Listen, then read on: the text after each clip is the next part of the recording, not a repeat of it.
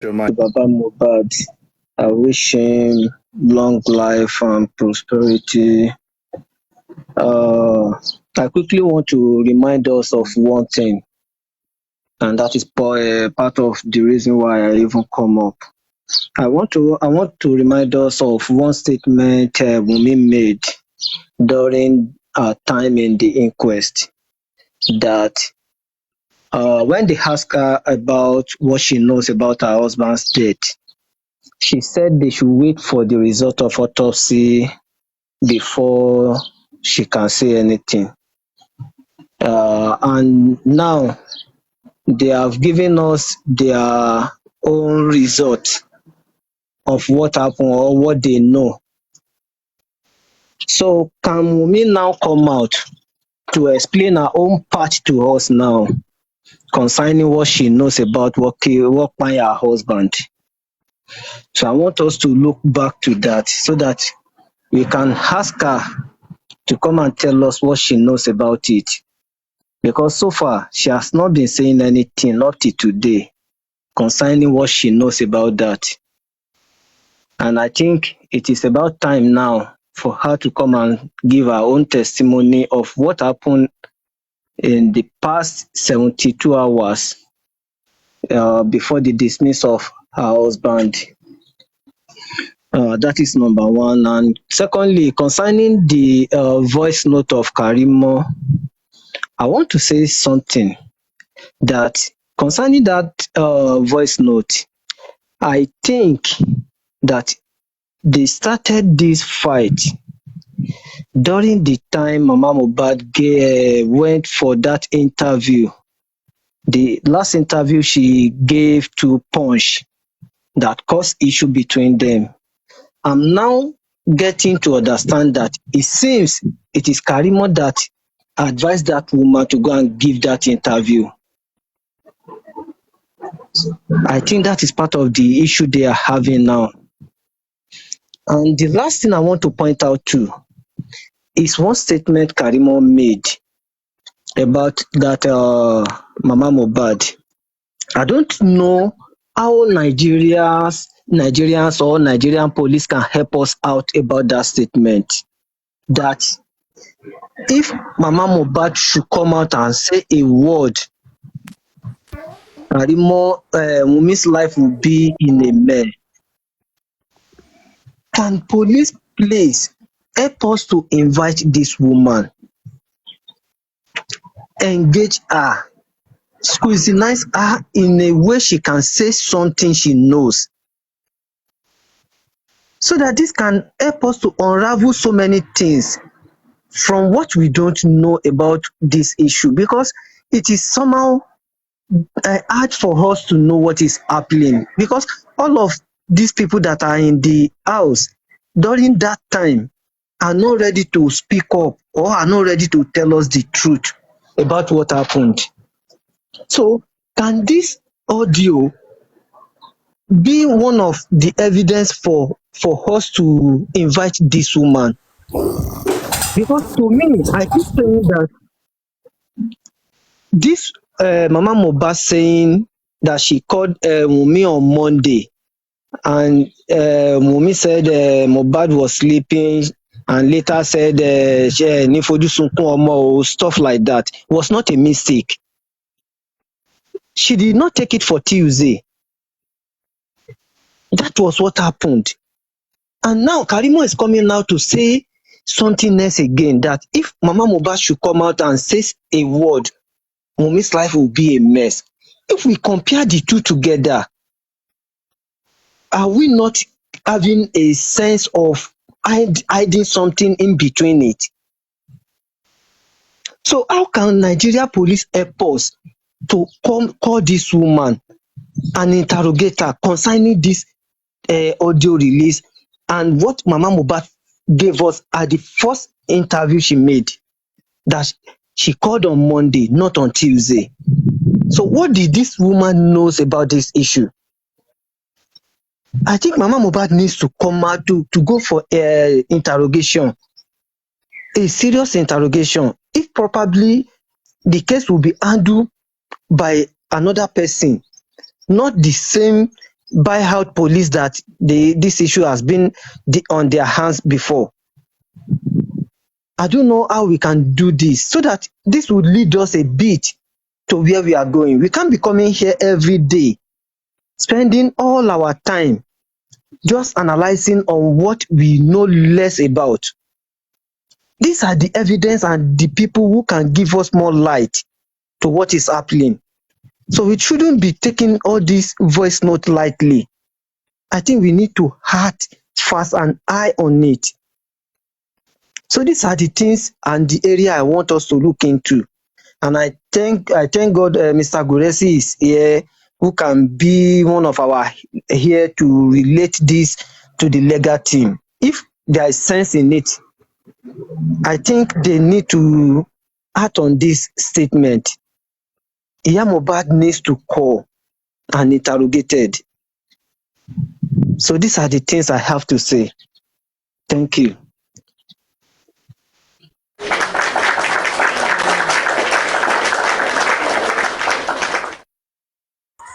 Da mama, let's have it. Hello. Yes, hello. Thank you. Good afternoon, everybody. Happy birthday to Mama Mohbad, to Baba Mohbad. I greet him that many, many years to be celebrated ahead of him, and he'll never see this kind of sorrow ever again in his life by the grace of the Almighty God. Thank you so much, York Daddy, for bringing me up. Thank you. I appreciate you. And thanks to everybody that's been fighting the true justice. And whenever you guys have issues, God will always raise people that will fight for you as well. So my own submission is not going to be a long one. It's just a very brief one.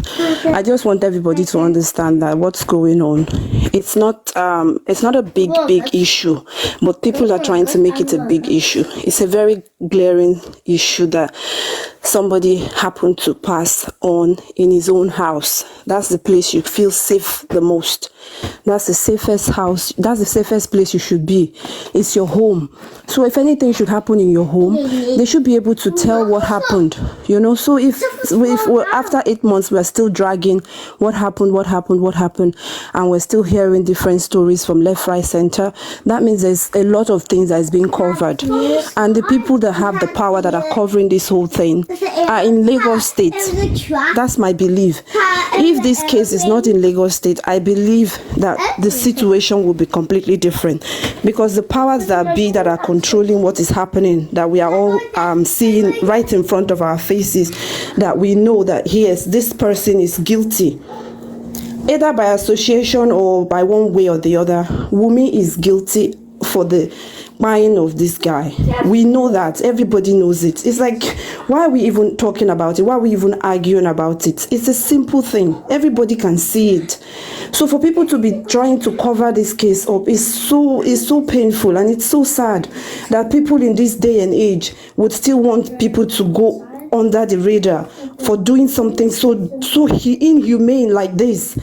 You know, you end someone's life. After finish that, they didn't even stop there. They continue lying, bringing up stories. The poor man that is grieving for his loss of his son, they're still lying and trying to nail him. Lying over and over and over and over. At least there's certain things you would do that you would say, you know what, I'm done here. You know, this is enough. I can't take it anymore. Let me just confess and let me go. That's how human beings should be. You should get to a point where you give up and say, you know, I can't do this. This is a human life that was lost. I can't take it. What if it was me? What if it was my friend? Or what if it was somebody you say you love so much, somebody you care for? Just go like that and you're still covering it up. You're blaming the father that wasn't even there. You're blaming people that didn't even know anything about it. Do you understand? Like, it's so painful. I just don't understand how people these days are still even supporting this girl to say, oh, she's innocent, or to even cover up anything. Look at the sister now. The sister now is saying things that we didn't even know was happening. These are things she's saying that's happening that we didn't even know about. We've never even heard of. If she can do that to her own sister, so you can imagine. Mo is a nobody to her then. So why are we still having people that are supporting? This case has really taught me so many lessons that I can't even start to talk about here. This case is teaching me every single day. The people you love, don't think they love you back. Or the people you know, don't think you know them or they know you well. No. Stick to yourself and just pray to God to direct you and guide you. Because you just don't know when or how or who is following you. You know, they said you don't know who's looking at you, and you only know who is looking at you, but you only know who you're looking at. You don't know who's looking at you. You know, so the people that are looking at mohbad, they were not good people to him at all. They didn't even treat him well. They didn't nothing. And now the people that are supposed to be fighting to say, you know what, this is enough, let's fight for this boy, let this boy get this justice, let's know what happened.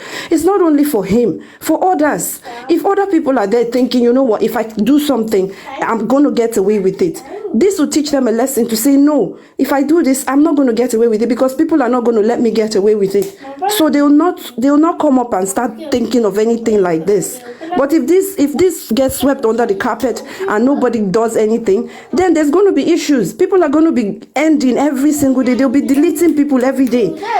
Puff Daddy was a big mogul in America. I know everybody knows the story. Look at him today. If they tell P. Diddy that after 20-something years that they're going to bring you down like this, he won't believe it. So anybody that is thinking that this case is just going to be a case that will be just swept under the carpet, they are wasting their time. They are wasting their time, because this case is not, if you should see it from the beginning, that this is not a typical case.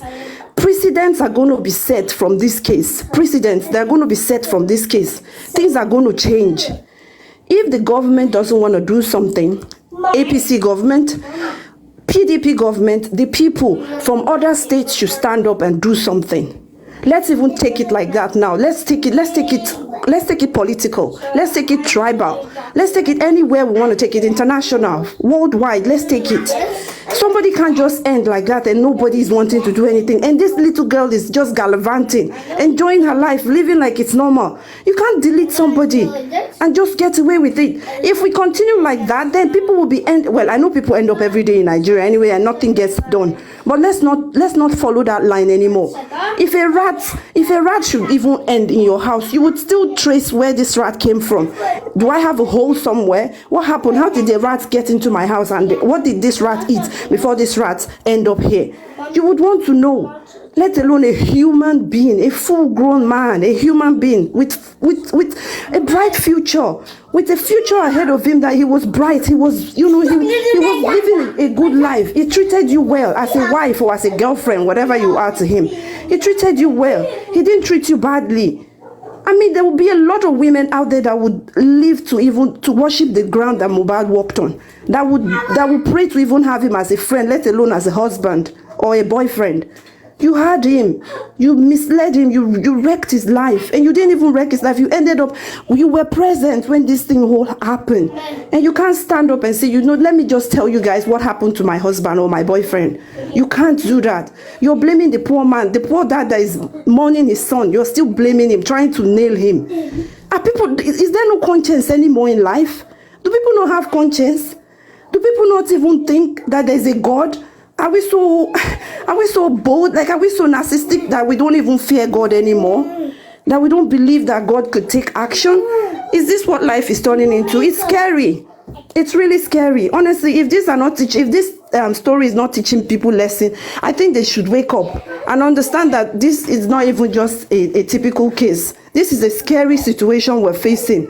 That somebody can do such a thing with no fear, no remorse, no nothing, even opening her mouth to blame the dad, to blame the boy's father, that he was responsible, or he was trying to hide justice, or saying stories, making up lies after lies over and over and over and over.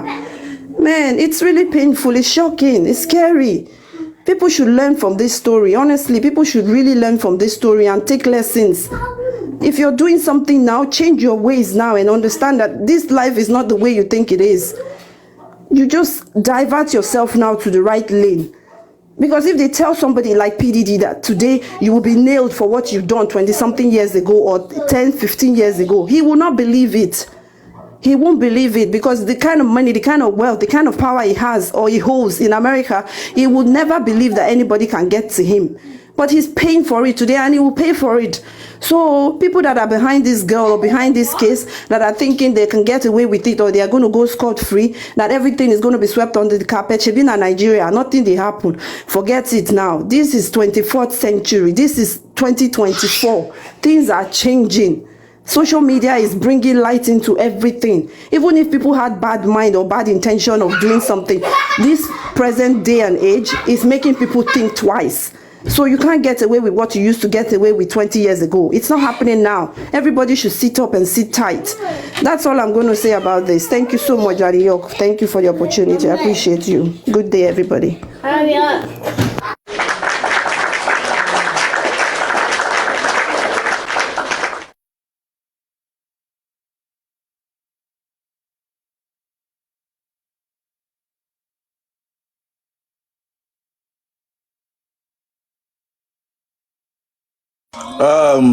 See anybody to Vesoro before? Is there anybody wants to say anything again? Thank you, the last speaker, Damama. Exactly what is happening. It's painful, but we don't have choice. That's where we find ourselves. Please, can we have you the Swift? Hello, Hi. New York. Well done, sir. Yes, sir. Ẹ kú akitiyan One here, and brother. ẹ kú gbogbo ẹ̀, ẹ kú ojoojúmọ́. I will also want to say happy birthday to Baba Mohbad. It has been a very, very, very, very long walk, and it's going to be a long walk to justice, as expected. Like I do say, it's going to be a very, very heavy marathon. So when they did the autopsy report, it made a lot of people to be very, very weak, I would say. And some people were trying to give up on the fight for justice. So I keep on saying it's not a time to give up. Understandably, people felt highly disappointed with the so-called autopsy report that the summary said is the cause of death is uncertain. I do not really have the full gist about details of the autopsy report, but it behoved me to ask that the pathologist actually do a physical report of the physical morphology now, the physical appearance of Mohbad. Did he give report of that? I still can't tell if he actually did that, because they are just trying to drive the public towards painting a notion for us to think that maybe everyone believed that probably Mohbad was drunk or was intoxicated or was on drug or was poisoned. And this may not be the case, because I want to believe that Mohbad wasn't drunk that night. I want to believe that he was very oriented in time, place, and person. He was very, very fully alert. So that may not necessarily mean that he was drunk or being poisoned. So the direction they were trying to drive us to say, let's check the liver, the kidney, was he poisoned, was he drunk, were there any drugs in his system, in his body, that may not necessarily be so. I want to strongly believe, or I think, that it's largely going to be that Mohbad had a physical combat with somebody or a group of people, and probably was nipped or snapped somewhere, because that is what we can say coincides with the initial police reports, where police had specifically said Mohbad bled profusely. So if he had bled profusely, it shows that there was a nip or a stab somewhere which I feel and I see that the autopsy report failed to analyze and itemize that in their report.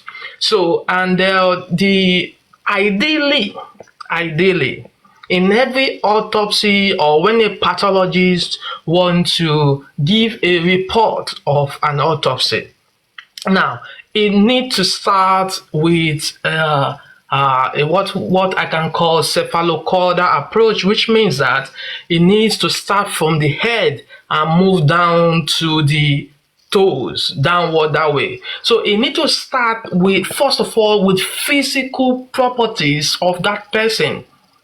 Physical properties. Now, we need to start that, okay, this is mohbad. We met him in head shaped. We met him on his forehead. There is certain mark. He has this tribal mark. He got this mark on his earlobe. He got this. He had beards. He had this. He had that. That they talk about all the facial characteristics, even down to the eyebrow, eyelashes, mustache, if he got any. They try to look at his teeth and see if he got any diastema. They look at the jaw and move down to the back of the head, any form of incision. They come down to the neck and talk if there's incision, if there's any mark, and down to the shoulder, to the hands, to the legs, and the stomach, back, buttocks, perineum region, the private part, and they move downward. Physical examination first. That should be what the pathologist should start with from a proper reportage. Now, if the pathologist hadn't done that, shows that there was a big failure. Now, after the physical examination, physical report, then they can now be talking about the viscerals, the internal organs. Now, we took a sample, we explained how they cut it. We cut it in a Y shape, in a V shape, in a something. We passed through here, and we got here. We got a sample of the liver, a sample of the kidney, a sample of this and that, and we run this test why did we run this? So, it should be detailed and sequential in that way. If need be, there may be need for an overall body CT scan or an MRI so that it will be able to pick down to tissue level, even if there is a mere laceration of the skin.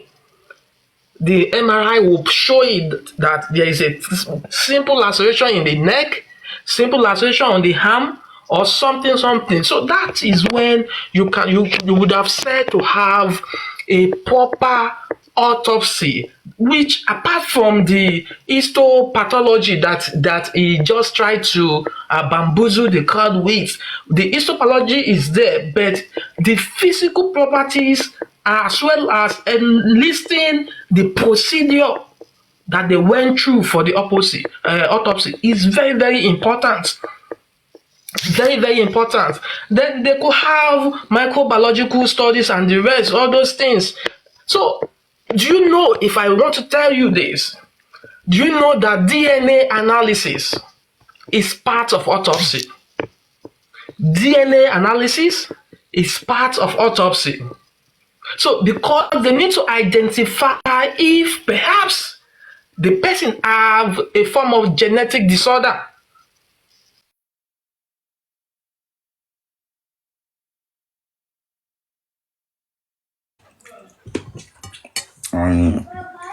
Ọlọ́run nìkan ni ọ̀rọ̀ wáyé. Thank you. If anybody doesn't have anything to say again,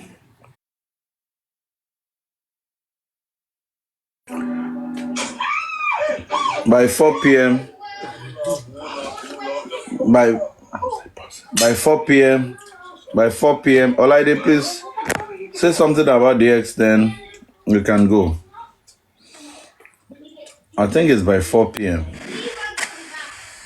Olaide, are you there? Yeah. Can you hear me? Yeah. Actually, it was yesterday, though. It was yesterday, 4 p.m. I thought it was So today. yesterday, I was really one on the live. I was just talking alone. nobody joined. So maybe it was mixed up. But but if we can go live by 4 p.m. again today. But it's fine. Yeah. So, but again, happy birthday to Joseph Aloba Bamobad. God bless you.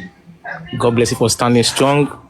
But my message to you again, please. I think you'll be up today. You said by 4 p.m. All I want you to do, my message to you is that you need to lay curses on Damola.